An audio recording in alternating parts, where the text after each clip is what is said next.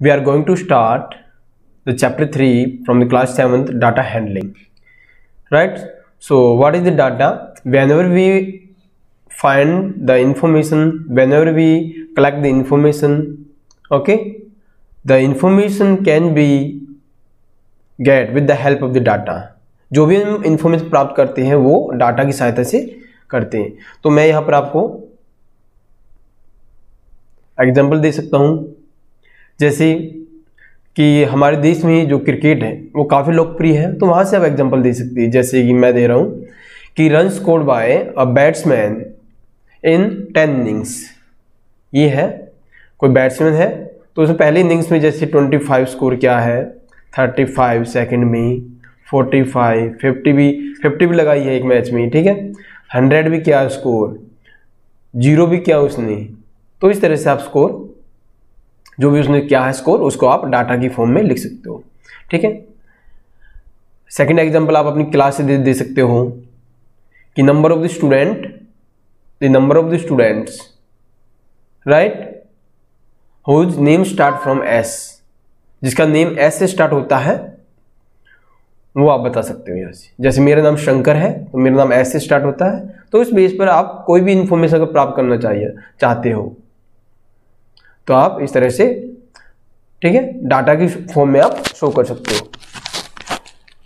The marks obtained bye students of class 7th can be represented in the form of data. ठीक है. तो हम आगे अच्छे से इसको डील करेंगे. सबसे पहले हम डिस्कस करते हैं इंट्रो पार्ट. इंट्रो पार्ट में क्या है? Intro. In your the previous classes you have dealt with the various types of data. You have learned to collect data, tabulate and put it in the form of the bar graph. Tabulate means table होगी, उसको आपने graphical representation क्या है, bar graph. तो basically आप जब data को graphical represent करना चाहोगे तो आपके पास कई ऑप्शंस होते हैं. जैसे कि यहाँ पर ग्राफिकल रिप्रेजेंटेशन है यानी पिक्चर है शो, तो इसकी वैल्यू आपको एक पिक्चर की value particular number of data इसके बराबर होगा. जैसे एक पिक्चर है यहाँ पर तो उसको पिक्टोग्राफ बोलते हैं. 1 picture equal to 5 student, 1 picture equal to मैं 2 स्टूडेंट्स लिख सकता हूँ. ठीक है. तो इस तरह से हम क्या है, ये पिक्टोग्राफ है. ऐसी बार ग्राफ है, आप रेक्टेंगल बार्स की द्वारा आप डाटा को रिप्रेजेंट कर सकते हैं. जो हाइट होगी वो फ्रीक्वेंसी को शो करता है वहाँ पे. तो बार ग्राफ में आप 2 ग्राफ्स पढ़ते हैं, एक सिंगल ग्राफ्स, एक डबल बार ग्राफ. ऐसे ही एक आपका ग्राफिकल रिप्रेजेंटेशन में होता है पाई चार्ट. क्या बोलते हैं उसको? PIE, pie chart. Pie chart basically क्या है, जब भी हम डाटा को सर्कुलर फॉर्म में हम रिप्रेजेंट करते हैं, ठीक है, तो हम उसको बोलते हैं पाई चार्ट. और ये पाई चार्ट है, इस तरह के आप डाटा जो भी स्टडी करोगे वो आप नेक्स्ट क्लास में करोगे, क्लास 8 में. तो ये टेबल 1 है. ये टेबल क्या है कि टेम्परेचर ऑफ द सिटीज है, maximum minimum temperature on particular date. एक डेट है उस दिन का बता रहा है, ठीक है, कोई साल का नहीं बता रहा है, किसी महीने का ये मैक्सिमम मिनिमम टेम्परेचर नहीं बता रहा है, कोई पर्टिकुलर डे है. यानी 2006 यानी 20 जून 2006 की बात कर रहे हैं इस टेबल में. सेकंड जो टेबल है 3.2, उसमें हमें बताया गया है कि वर्ल्ड कप 2006 वाज प्लेड. ठीक है. वर्ल्ड कप जो खेला गया था that was in 2006 and there are the 3 matches result are shown in this particular tables. Ukraine beat Saudi Arabia by 4-0. One sided match है ये दोनों. यहाँ पर आपको स्ट्रगल देखने को मिल सकता है. Spain beat Tunisia. Right. Now we move next. Collection of data. Collection यानी कलेक्टिंग डाटा, कि हम डाटा को कलेक्ट क्यों करेंगे. If you want to get the information then basically it's a basic tendency that you have to collect the data. ठीक है. आप बिना डाटा प्राप्त किए कोई इन्फॉर्मेशन को प्राप्त कर ही नहीं सकते. जैसे कि मैं बताऊं कि आपके जो टेस्ट हुआ है, ठीक है, अगर किसी बच्चे को इन्फॉर्मेशन प्राप्त करने की, कितने बच्चे हैं, मैंने 30 नंबर का कोई टेस्ट लिया, उसमें कितने बच्चे हैं जिन्होंने 25 प्लस स्कोर किया है, तो आप क्या करोगे कि जो भी टेस्ट हुआ है उसका डाटा आप पहले कलेक्ट करोगे. ठीक है. उसके बेस पर ही आप इंफॉर्मेशन प्राप्त कर सकते हो. तो first step is the collecting data to get any information. तो यहाँ पर आप देख सकते हो कि you want to study performance of your class in mathematics, ये वही है एक प्रकार से कोई भी इन्फॉर्मेशन लोगे आप। The number of children below the age of 5 in families around you, ठीक है।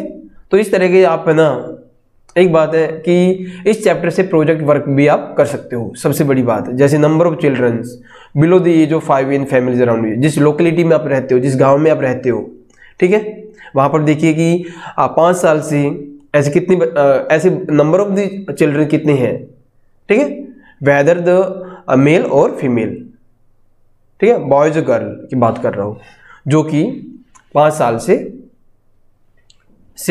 कम आयु की है, ठीक है, कम साल की है। तो इस तरह से आप प्रोजेक्ट वर्क भी यहां पर कर सकते हो। नेक्स्ट है ऑर्गेनाइजेशन ऑफ डाटा। जो सेकंड स्टेप होता है, जब भी हम इंफॉर्मेशन कुछ प्राप्त करना चाहते हैं, तो हम जो हमने डाटा जो हमने प्राप्त किया है, ठीक है, उसको जो कलेक्ट किया है, उसको हमें एक प्रेजेंटेशन देती है ऑर्गेनाइजेशन, ठीक है, ताकि जो भी हम इंफॉर्मेशन हम प्राप्त करना चाहते हैं वो देखने से पता हो जाए, ठीक है। क्योंकि जब डाटा जब फंबलिंग होगी डाटा की, तो हमें जो भी इंफॉर्मेशन हम प्राप्त नहीं कर पाते। जैसे ऑर्गेनाइजेशन ऑफ डाटा में क्या कहता है कि when we collect data we have to record and organize it. Record क्या और ऑर्गेनाइज, उसको व्यवस्थित क्या है। जैसे कोई रूम है, उसमें कोई भी अगर चेयर का सेट है, वो ऐसे ही मतलब पड़ा है, एक चेयर उधर पड़ी कॉर्नर में, एक चेयर उधर रखी हुई है, तो उस तरह से आपको देखने से भी देखने से वो रूम आपको अच्छा नहीं लगेगा, ठीक है। आप वहाँ उस रूम में जाने से बचोगे, क्यों? क्योंकि वो व्यवस्थित नहीं है। इसी तरह से हम जब भी कोई इन्फॉर्मेशन पर काम करते हैं, तब जो डाटा जो हम कलेक्ट करते हैं, that should be a organized form. Why do we need to do that? Consider the following example. Mrs Neelam the class teacher wanted to find the how children had perform in English, कि English में कैसे perform किया है बच्चों ने। तो she write down the marks obtained by the students in the following way. तो student से उन्होंने जो भी स्कोर क्या था वो उन्होंने इस तरह से ऑर्डर किया है। तो यहाँ पर देखिए थोड़ी फंबलिंग ये है, यहाँ से पता नहीं चल रहा कि किस बच्चे ने कितना स्कोर प्राप्त किया, ये भी नहीं पता हमें, और देखने से ये नहीं पता चल रहा कि हाईएस्ट किसका है, ठीक है, हमें देखना पड़ रहा है ऐसे। तो क्या हम जो डाटा है इसको हम एक इस तरह से ऑर्गेनाइज कर सकते हैं कि मात्र देखने से हमें मात्र विजिबल से, ठीक है, विजिबल करने से हमें पता चल जाए कि हाँ जो पर्टिकुलर इन्फॉर्मेशन है वो हम आसानी से देख सकते हैं। तो देखिए इसको ऑर्गेनाइज कैसे किया गया है। टेबल 3.4 है एंड टेबल 3.5 है। There are 2 methods to organize the collected data. The roll number 1, 2, 3, 4, 5 है। नेम्स अजय, अरमान, ठीक है। मार्क्स आउट ऑफ 50, तो 50 नंबर का टेस्ट लिया था क्लास टीचर ने, मिसेज नीलम ने, और रोल नंबर भी पर्टिकुलर आपको गिवन। अब रोल नंबर कॉलम आप यहाँ भी बना सकते हो। अच्छा ये रहा रोल नंबर, ठीक है, ये आपका जो सेकंड जो कॉलम है रोल नंबर का वो है। ये आपको पहली बार जो इन्फॉर्मेशन है नेम्स उसके कॉरस्पॉन्डिंग रोल नंबर है। ये आपका सेकंड टाइम जितने भी नेम है उसके कॉरस्पॉन्डिंग आपका रोल नंबर है, ठीक है। तो रोल नंबर, नेम और मार्क्स आउट ऑफ 50। तो इस तरह से आपको देखने से पता चल रहा है कि हाँ अजय को 23 मार्क्स मिले, अरमान को 35, आशीष को 48, दीप्ति को ये।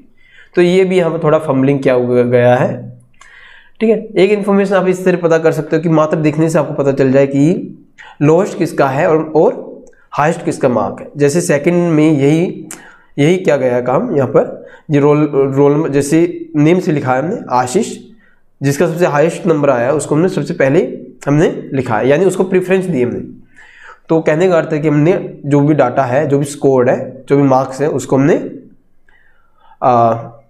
एक डिक्रीजिंग ऑर्डर में लिखा है, ठीक है, कि जो सबसे हाईएस्ट वैल्यू है उसको पहले लिखा 48, 46, 38। तो यहाँ से हमें देखने से पता चल रहा है 13 लोवेस्ट है, 48 हाईएस्ट है। तो इस तरह से आप डाटा को अरेंज कर सकते हो।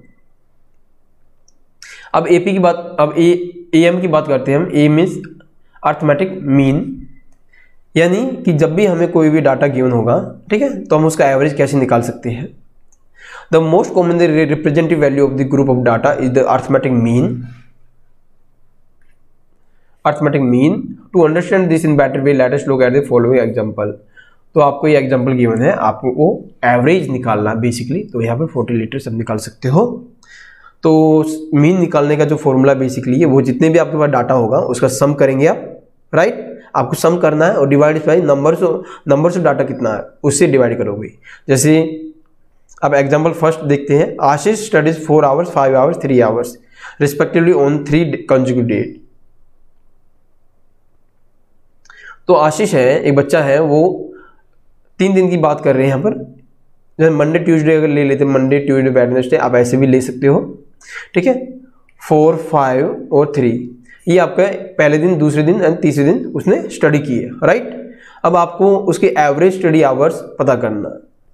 जैसे अगर बोला जाए कि आप वैसे कितने घंटे पढ़ते हैं, ठीक है, तो आप बोलते हैं कि सर मैं 6 घंटे पढ़ता हूँ, मैं सर 5 घंटे पढ़ता हूँ। तो बेसिकली ये तो नहीं है कि आप हर रोज ही ना अब 6 घंटे पढ़ते होंगे, कभी कभी ऐसे भी होता है, ठीक है, सिचुएशन अकॉर्डिंग कि वहाँ पर हम 1 घंटा भी बमुश्किल पढ़ पाते हैं, ठीक है। तो कहने का अर्थ है कि वहाँ पर हम एवरेज कॉन्सेप्ट लगाते हैं। तो क्या क्या कि यहाँ पर तीन दिन बच्चे ने पढ़ाई की आशीष ने, और उसको 3 दिन से हम डिवाइड करेंगे, क्योंकि sum of the observation, sum of data, 3 data थे, 3 ऑब्जर्वेशन थे, 4 5 3, इसका सम किया और कितने हैं ये टोटल नंबर कितना है 3, तो 3 से हम डिवाइड कर देंगे, ठीक है। तो यहाँ पर इसका 4 आवर्स पर डे एवरेज स्टडी आवर आ जाएगा। एग्जाम्पल 2 है सेम इसी तरह, a batsman scored the following number of runs in 6 innings 36 35 50 46 and 60 and 65, ठीक है। तो इसको हमने कैसे किया है कि टोटल रन्स सेम करेंगे, एवरेज का कॉन्सेप्ट लगाएंगे, तो यानी कि मीन का कॉन्सेप्ट लगाएंगे, तो क्या करेंगे sum of the all the data या ऑल दी ऑब्जर्वेशन, ये सम किया आपने 282 आ जाएगा। अभी नंबर्स कितने हैं, नंबर्स मतलब जो क्वांटिटी इनकी, ठीक है, कितना 1 और 2 है, कितनी है 1 2 3 4 5 6 है, तो 6 से आप डिवाइड करोगे तो आपको जो एवरेज स्कोर है बैट्समैन का वो आपको मिल जाएगा 47, राइट। अब हम नेक्स्ट मूव करते हैं। मीडियन क्या है कि मीडियन भी एक प्रकार से हम एवरेज के कॉन्सेप्ट में शामिल कर सकते हैं।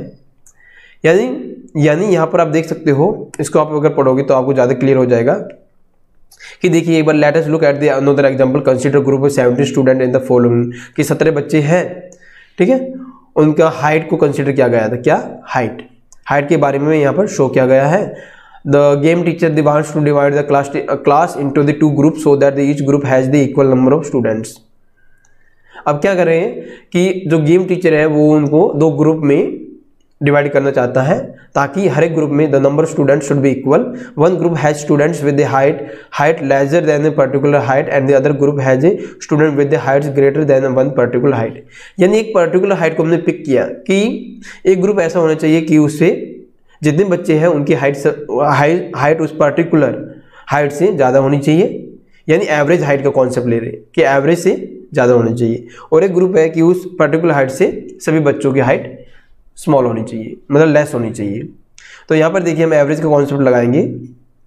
तो यहाँ पर अगर एवरेज यानी मीन का कॉन्सेप्ट लगाते हैं तो हमने क्या किया, जितने भी हाइट है उनको सम किया और 17 बच्चे तो 17 से हमने डिवाइड किया, तो हमें कितना मिला 113.5 सेंटीमीटर में एवरेज हाइट मिली।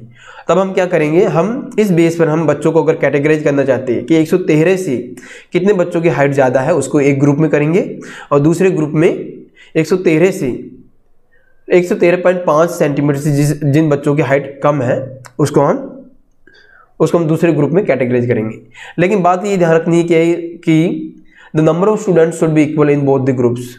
लेकिन यहाँ पर जब टीचर ने जब ये वाला प्रोसेस एडोप्ट किया, ये वाला फॉर्मूला लगाया, तब क्या है कि एक ग्रुप में आपको 7 बच्चे मिले, दूसरे में 10 बच्चे। तो इस तरह से तो ठीक है, इस तरह तो से जो इस वाला डाटा नहीं है सेंटर का काम नहीं किया। मगर सेंटर का काम क्या है कि जो पर्टिकुलर वैल्यू ले रहे हैं, ठीक है, उसे हाफ ऑफ द डाटा ऊपर होने चाहिए, half of the data below होने चाहिए। तो हाइट है वो कुछ बच्चे जो मतलब जैसे कि 113, तो यहाँ पर 17 बच्चे हैं, तो 8 बच्चे ऊपर होना चाहिए थे इससे, ठीक है, और 8 बच्चे इससे नीचे होना चाहिए था। 8 8 16 और 1 17, ये आपको बीच में लाई करना चाहिए था, तो ये बीच में नहीं कर रहा। तो हम क्या करते हैं, मीडियन बेसिकली क्या है, जो मीडियन बेसिकली वो सेंट्रल टेंडेंसी, वो सेंटर का काम करेगी, मतलब जो half of the data above lie करेंगे, half of the data below करेंगे। मीडियन का काम ये है। तो आप यहाँ से देख सकते हो कि जब मीडियन का कॉन्सेप्ट लगाएंगे तो इस तरह से आपको इक्वल नंबर ऑफ स्टूडेंट मिल जाएंगे दोनों ग्रुप में। ठीक है, आप देख सकते हो, इसको पढ़ सकते हो। एक्सरसाइज 3.2 की बात करते हैं। The scores in mathematics test out of 25 of 50 students is as follows. तो यहाँ पर आप एवरेज लगाओगे कि 15 स्टूडेंट है, यहाँ पर इन जितने भी ये डाटा गिवन है आप पहले सम निकालोगे इसका, और उस सम को 15 से डिवाइड करोगे तो आपको क्या मिलेगा। ठीक है, आपको क्या मिलेगा, आपको मीन मिल जाएगा। ठीक है, तो यहाँ पर बेसिकली में क्या पूछा गया है, फाइंड द मोड। अब देखिए मोड क्या है, आप मोड में क्या है कि ऐसा कोई कौन सा डाटा जो सबसे ज्यादा बार रिपीट हुआ है। ठीक है, आपको टेबल बनानी है सबसे पहले। ठीक है, जैसे यहाँ 19, 25, 23, 29, ऐसा कौन सा डाटा है, जैसे 20 भी रिपीट हो रहा है यहाँ पर। ठीक है, 4 बार रिपीट हो रहा है। तो बेसिकली आप देख सकते हो कि कोई भी अगर पर्टिकुलर डाटा जो मैक्सिमम टाइम्स रिपीट होगा वो हमारा मोड है। ठीक है, क्योंकि जो स्टडी करे डाटा ये आपका ग्रुप में नहीं है, ये अनग्रुप डाटा है। तो अनग्रुप डाटा में इस तरह से करते हैं। ग्रुप डाटा में दूसरा मेथड है कि मोड कैसे निकालते हैं, वो आप हायर क्लास में पढ़ोगे। मीडियन कैसे करोगे। मीडियन में क्या है कि आपका डाटा कितने हैं, नंबर ऑफ डाटा कितने हैं। तो अगर आपका नंबर ऑफ डाटा, अगर n की वैल्यू अगर आपके n की वैल्यू ओड होती है तो वहाँ से आप जो भी टर्म्स होगी तो n+1 डिवाइड बाई 2, जो ये वाली जो टर्म होगी th टर्म, वही आपका क्या होगा, मीडियन होगा, अगर n इक्वल टू ओड है। ठीक है, तो यहाँ पर कितने, जैसे कि 15 है तो 15 है तो सबसे पहले आप इस वाले डाटा को क्या करोगे, इंक्रीजिंग या डिक्रीजिंग ऑर्डर में करोगे, और 15+1 यानी 16 डिवाइड बाई 2 तो 16/2 हो जाएगा, यानी 8th टर्म। यानी कहने का अर्थ है कि जो 8th टर्म है वो आपकी इसमें मीडियन हो जाएगा। सेकंड देखते हैं, the run scored in the cricket match by the 11 players as follows, find the mean, mode and median of this data. आपको मीन निकालना, तो मीन आपका सम करोगे, डिवाइड बाय कितनी है 11 से डिवाइड कर दोगे। मोड, कोई भी पर्टिकुलर डाटा जो मैक्सिमम टाइम्स रिपीट हो रहा है वो मोड है। अब मीडियन के लिए अगर n की वैल्यू ओड है तो मैं बता चुका हूँ।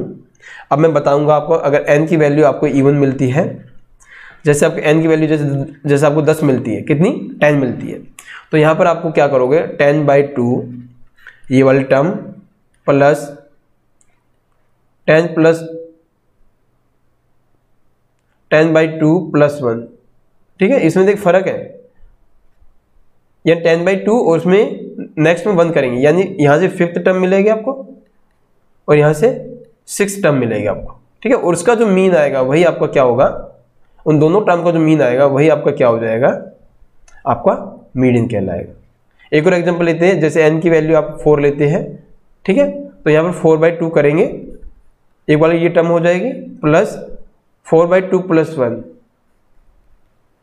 यानी कहने का अर्थ है 4/2 करेंगे, सेकंड टर्म मिलेगी आपको, और यहाँ सेकंड + 1 यानी थर्ड टर्म मिलेगी आपको, और इन दोनों का मीन करेंगे। जब n की वैल्यू आपको इवन मिलेगी तब आप इस तरह से इसको